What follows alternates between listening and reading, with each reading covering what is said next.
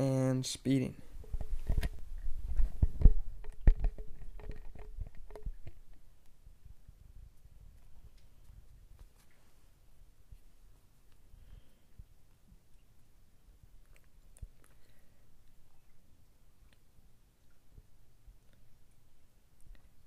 They each had their own room and all.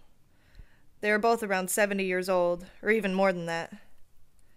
They got a bang out of things, though, in a half-assed way, of course. I know that sounds mean to say, but I don't mean it mean. I just mean that I used to think about old Spencer quite a lot, and if you thought about him too much, you wondered what the heck he was still living for. I mean, he was all stooped over, and he had a very terrible posture, and in class, whenever he dropped a piece of chalk at the blackboard, some guy in the first row always had to get up and pick it up and hand it to him.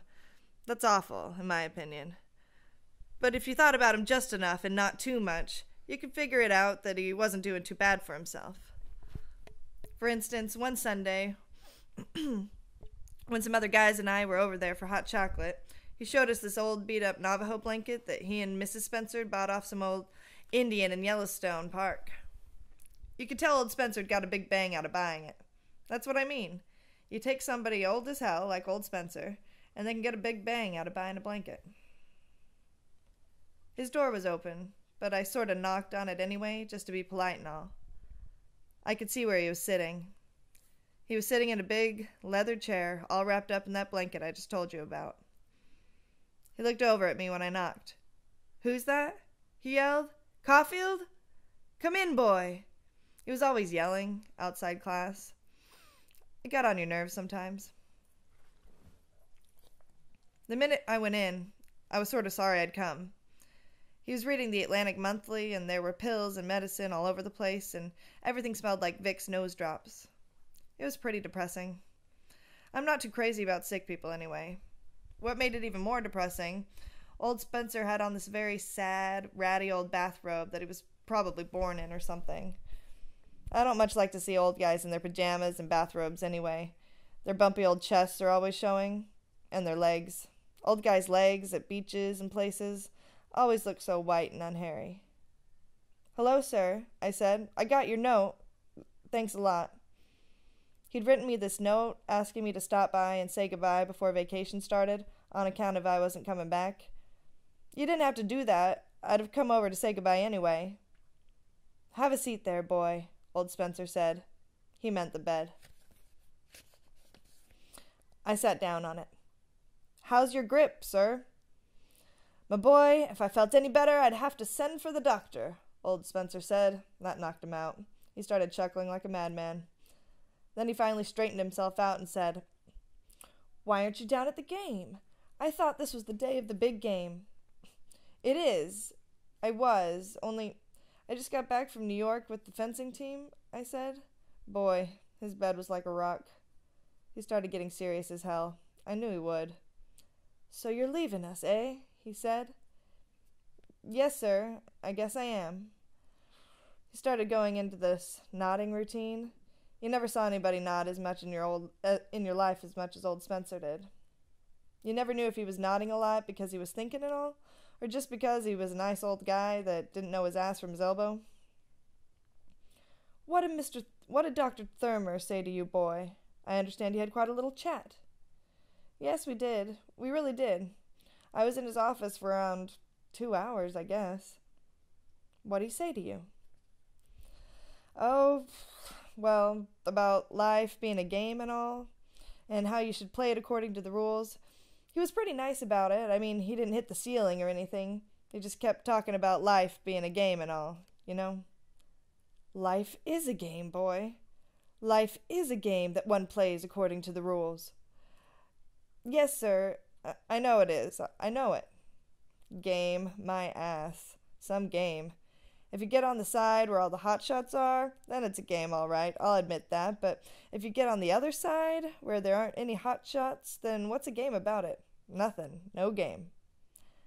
"Has Dr. Thurmer written to your parents yet?" old Spencer asked me. "He said he was going to write them Monday." "Have you yourself communicated with them?"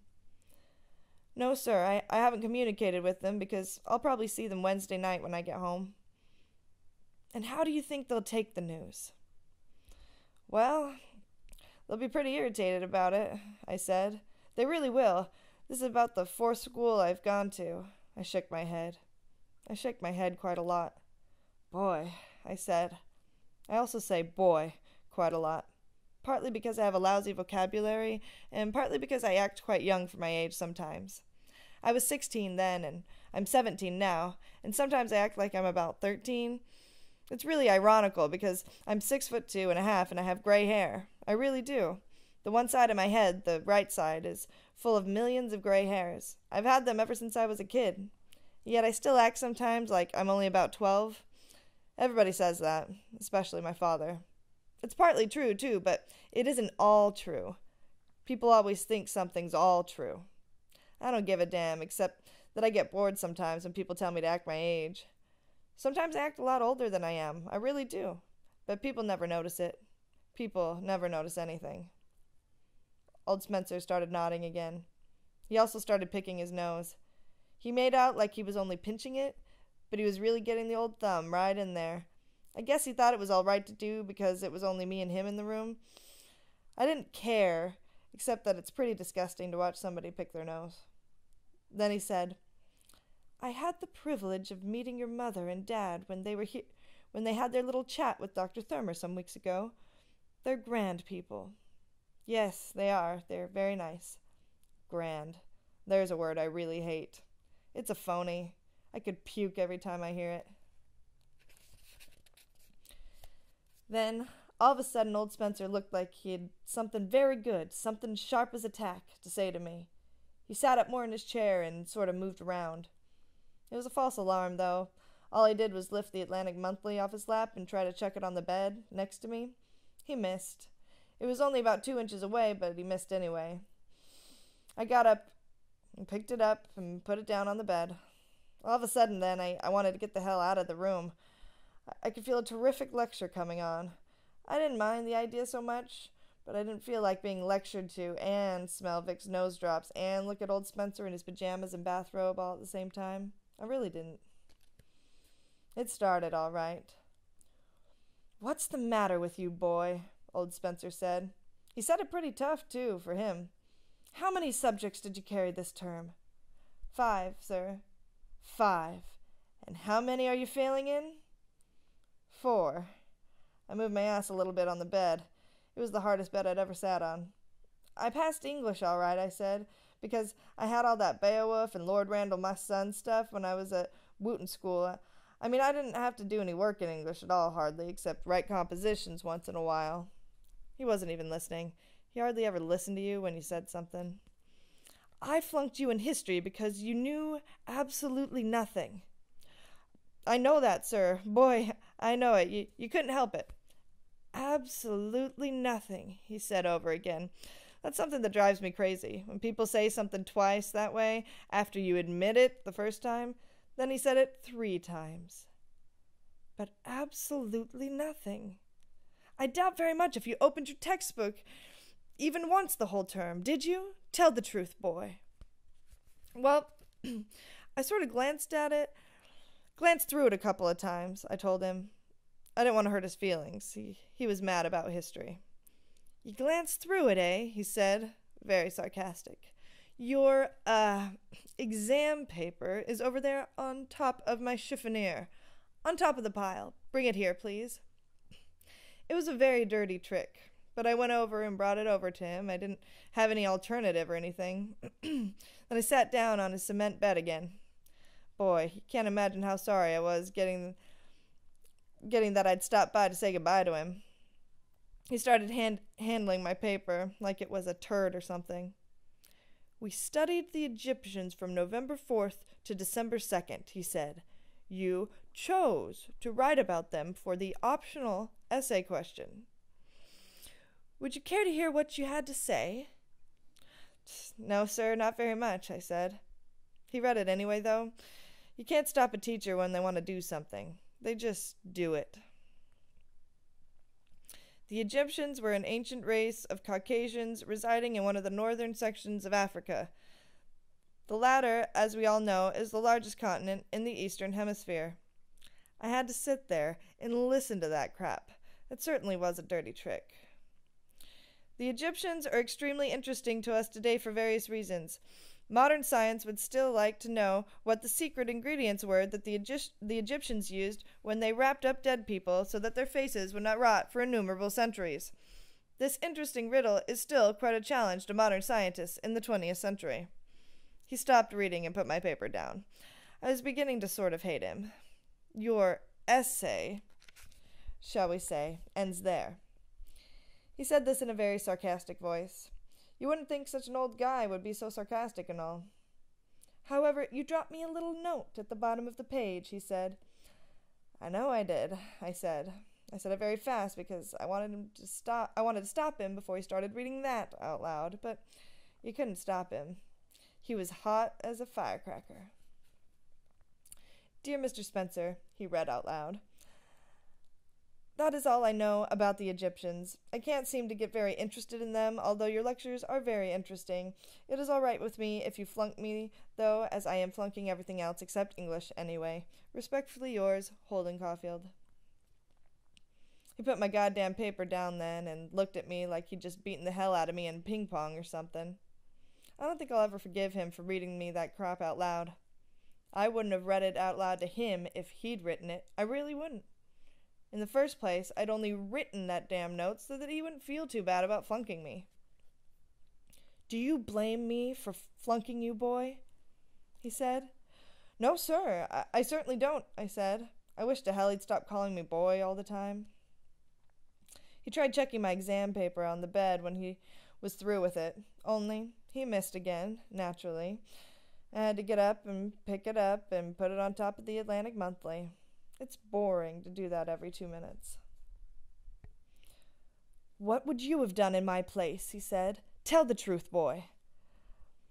Well, you could see he really felt pretty lousy about flunking me, so I shot the bull for a while. I told him I was a real moron and all that stuff. I told him how I would have done exactly the same thing if I'd been in his place, and how most people didn't appreciate how tough it is being a teacher, that kind of stuff, the old bull.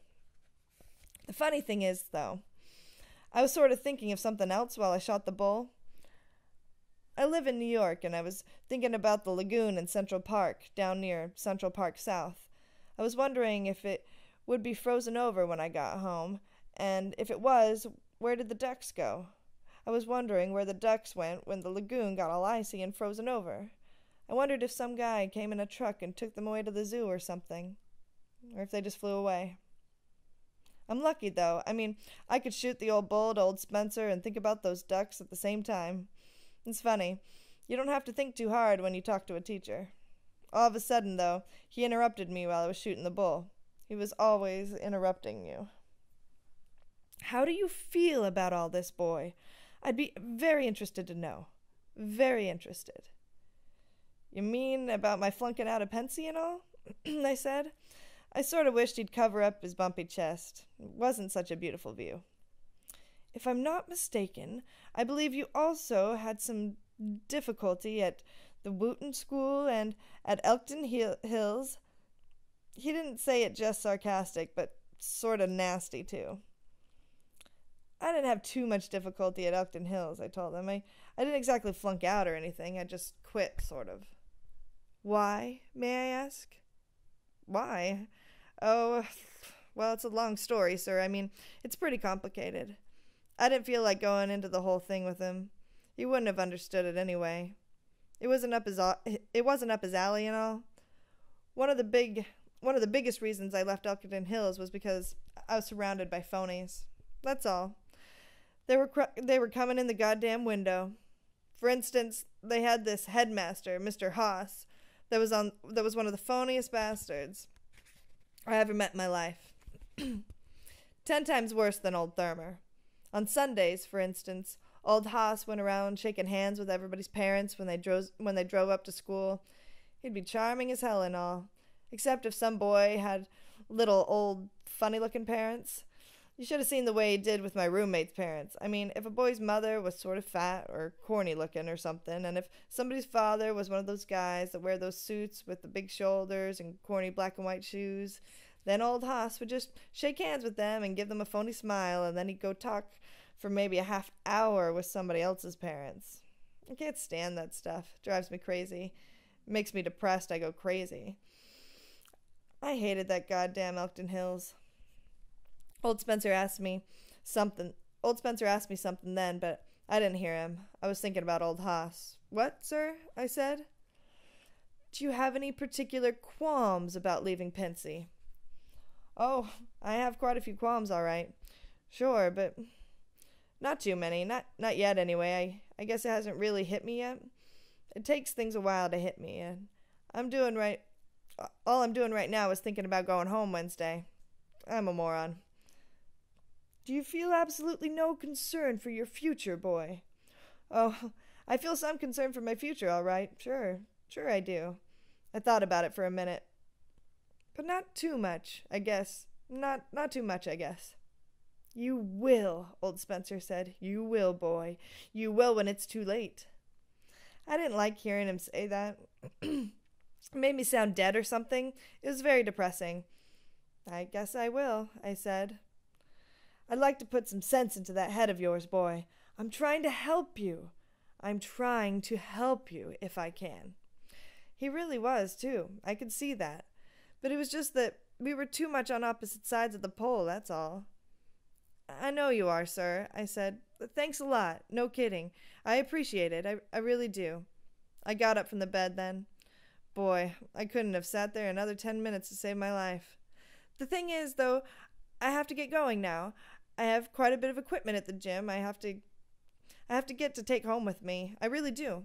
He looked up at me and started nodding again, with this very serious look on his face. I felt sorry as hell for him, all of a sudden. But I just couldn't hang around there any longer. The way we were on opposite sides of the pole, and the way he kept missing the bed whenever he chucked something at it, and his sad old bathrobe with his chest showing, and that grippy smell of Vicks nose drops all over the place. Look, sir, don't worry about me, I said. I mean it. I'll be all right. I'm just going through a phase right now. Everybody goes through phases and all, don't they? I don't know, boy. I don't know. I hate it when somebody answers that way. Sure they do, I said. I mean it, sir. Please don't worry about me. I sort of put my hand on his shoulder. Okay, I said.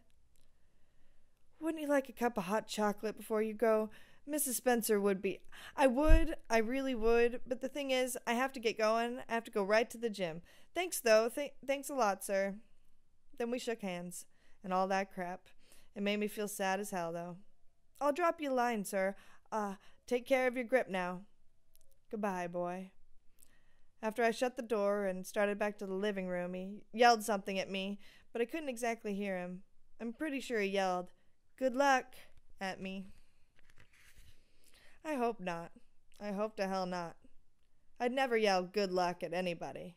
It sounds terrible when you think about it.